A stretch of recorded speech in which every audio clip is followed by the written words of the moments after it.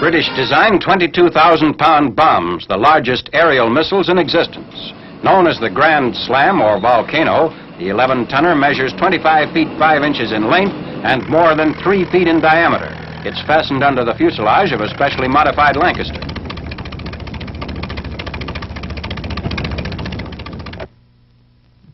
The bombs first saw combat use last March in attacks on the viaducts forming part of the railway system serving the Ruhr.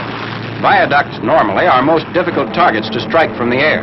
The 11-tonners are employed on this raid to determine whether aiming difficulties can be overcome by increasing both the explosive content and effective blast area.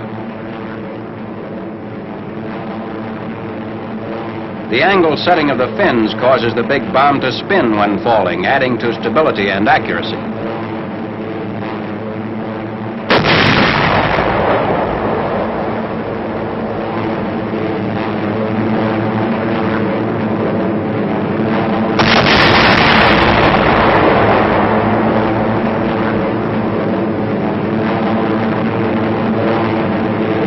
Three separate attacks were made on the viaducts. Damage is surveyed from the air and the ground. A lake caused by the bomb crater. Even without a direct hit, a near miss is enough to demolish substantial structures by the 11-ton bomb's terrific blast effect.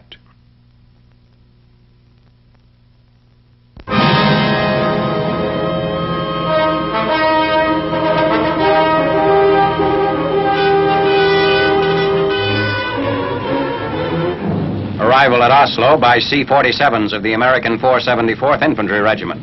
They've been flown in from England to assist British occupation forces in the evacuation of approximately 250,000 German troops. Brigadier General Owen D. Summers is in command of the Oslo military zone. LSTs bring in other elements of the 474th. This regiment includes the 96th Battalion, a contingent of Norwegian Americans, most of whom speak the language and who were trained originally for an invasion of Norway. King Haakon returns to Norway on 7th June, the 5th anniversary of his departure for Great Britain and the 40th anniversary of Norwegian independence. Allied Army and Navy officers participate in the welcoming ceremonies. American troops march in the parade. Men of the 474th Regiment line up for inspection by the monarch.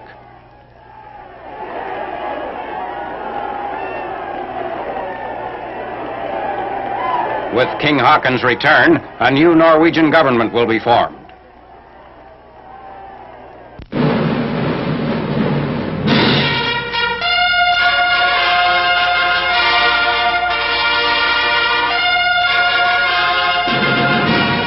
Before his triumphal return to the United States, General Dwight D. Eisenhower receives a welcome from hundreds of thousands of Parisians.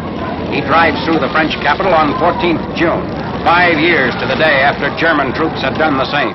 Greeted by General Charles de Gaulle, the Supreme Allied Commander next lays a wreath on the tomb of the unknown soldier at the Arc de Triomphe.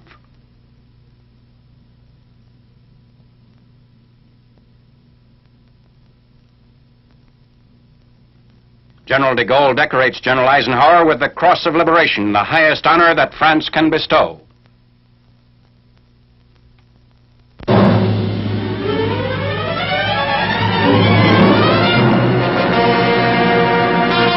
Seagoing maintenance units have been designed by ordnance to retrieve and service battle-worn LVTs. Shown here is a beachhead repair shop. All equipment is mounted on skid trays, approximately 12 by 6.5 feet, which are securely emplaced aboard several LVTs. Moving into a section providing the best natural cover, the skids are unloaded by leading a cable from the rear end of the skid to a suitable anchorage. Then the LVT can be driven out from beneath the skid.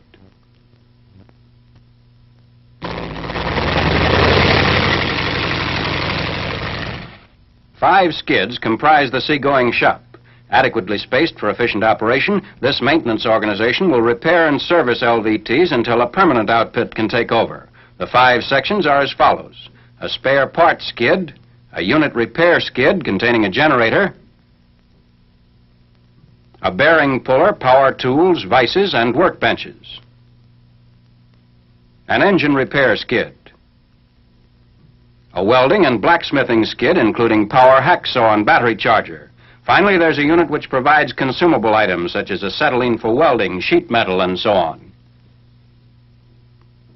The retriever serves the same general purpose in this outfit as a heavy wrecker in an ordnance medium maintenance company. Here, its pumping unit, which can deliver 500 gallons per minute, goes into action against the burning LVT. The pump's 120-pound pressure permits effective firefighting from a safe distance.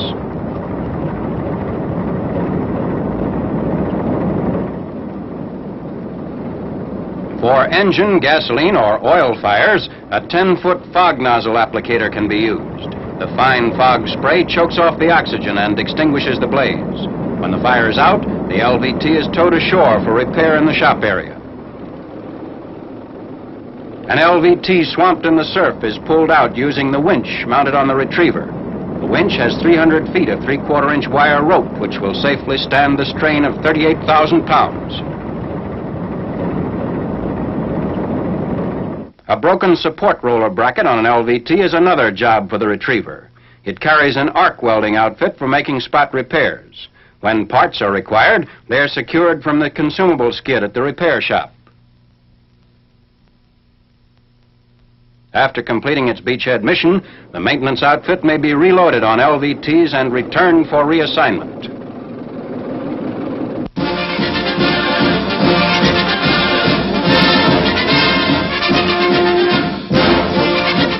Wire is loaded on a C-47 in preparation for a wire laying demonstration over terrain too difficult for normal ground wire laying. The wire is previously wound in a twist fork pattern so that it pays out from the inside of the coil. The outside end of one coil is spliced to the inside end of the next coil to permit a continuous run.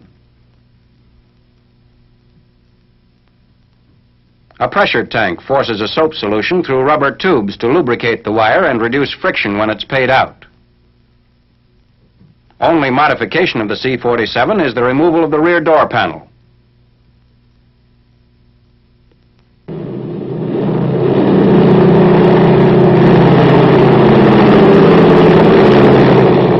Smoke signals mark the beginning and end of the laying run.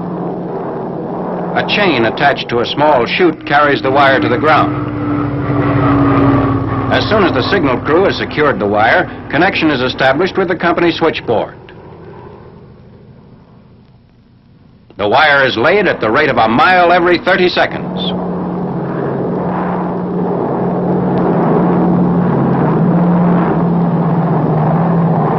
An unmodified C-47 can lay as much as 16 miles of wire at a single run.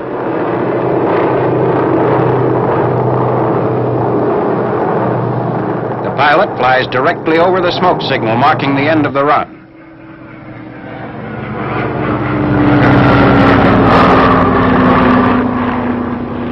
Contact with advance units is established as soon as the signal crew can reach the wire and connect it to the field phone.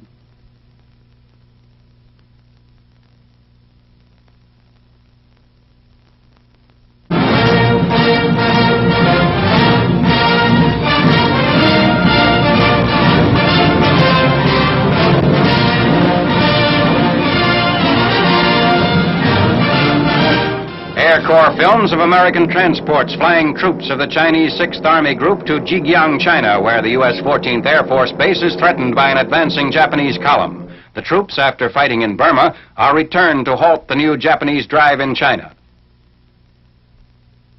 Much equipment is brought in with the Chinese troops. The soldiers are taken to the front in trucks driven by Americans. Mules are also flown in from the Burma front. Weapons, ammunition, and food are supplied by American liaison groups cooperating with the Chinese.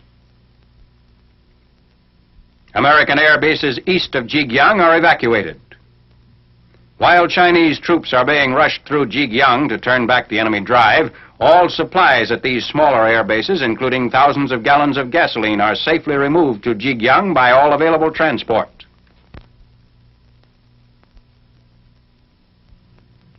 Huge gasoline drums weighing about 365 pounds are carried to waiting evacuation planes by the Chinese coolies. The heavy drums are loaded onto the planes by the coolies who willingly perform the back-breaking work of hastily removing supplies from the threatened area. Many large transport planes are so deeply mired in the mud of the landing strip that they can't be flown out from one threatened base. Chinese coolies pull these planes out of the mud through sheer strength of numbers, since all mechanical equipment had previously been removed from the field to prevent it from falling into the hands of the enemy.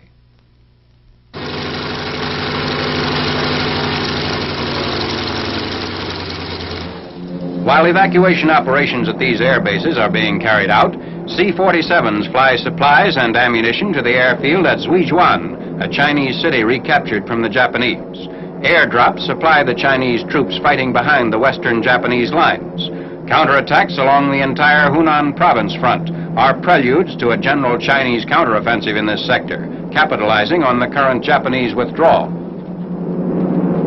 Chinese soldiers wounded in the frontline fighting are returned to base hospitals in American trucks. Trucks form an important part of the combined plane, vehicle, and horse transportation system furnished by Americans to carry Chinese 6th Army troops and supplies to the front.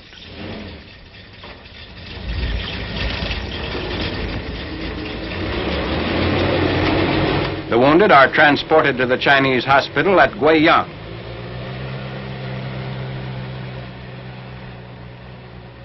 Chinese troops smashed the Jap drive on the American air base at Jigyang 9th May in one of the most important victories of the Chinese War.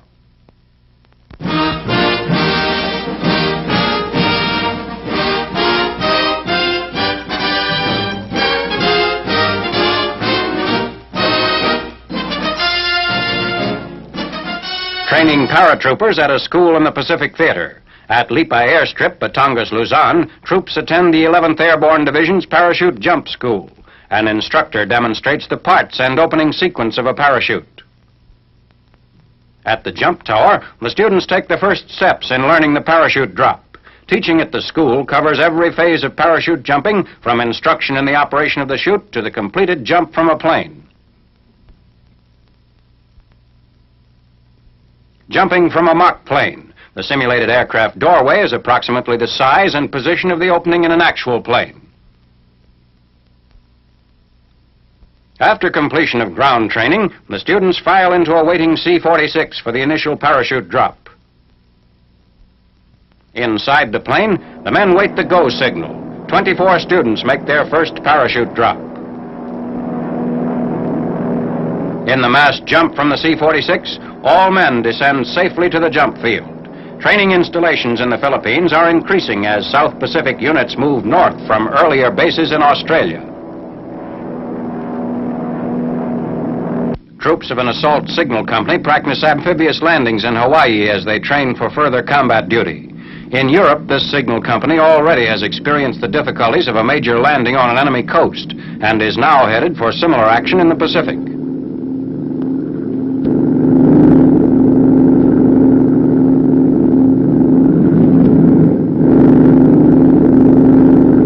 The assault boats hit the shore. In its European invasion, this unit not only completed its mission of furnishing signal communications for the initial amphibious landing, but maintained open wire and pole communications in the area for months afterward.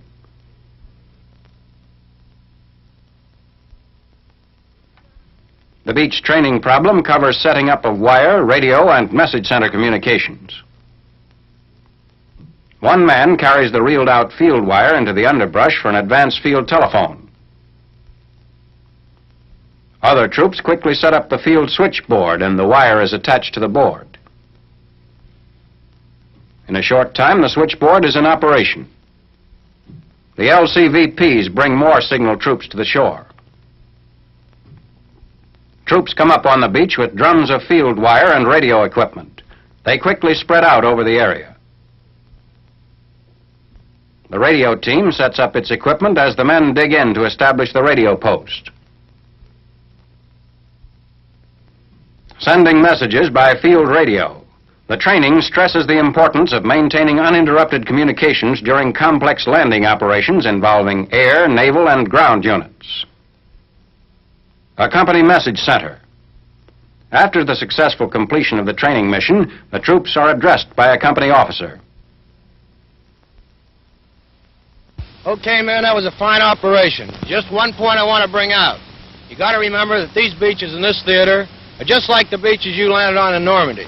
They'll be zeroed and registered in beforehand by the enemy's artillery and automatic weapons. When you hit them, you got to get them across them fast and keep on going.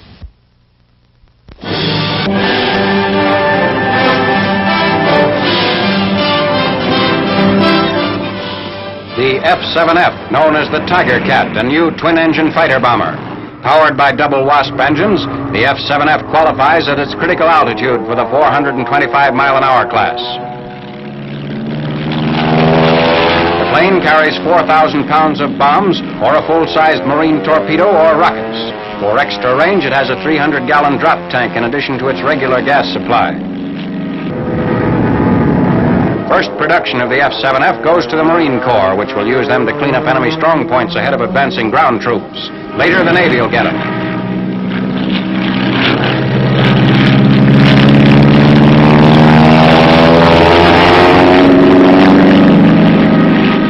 The Tiger Cat is equipped with a tricycle landing gear.